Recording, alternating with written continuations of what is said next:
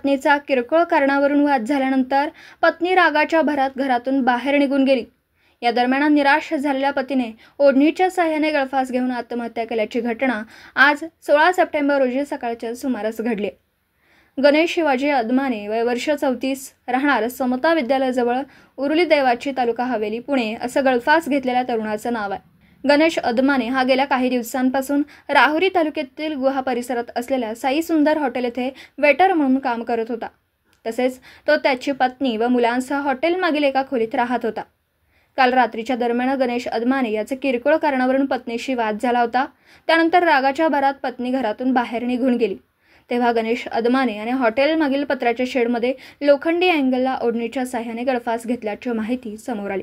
16 September 2025 रोजी सकाळी 8 वाजता सदर घटना उघडकीस आली।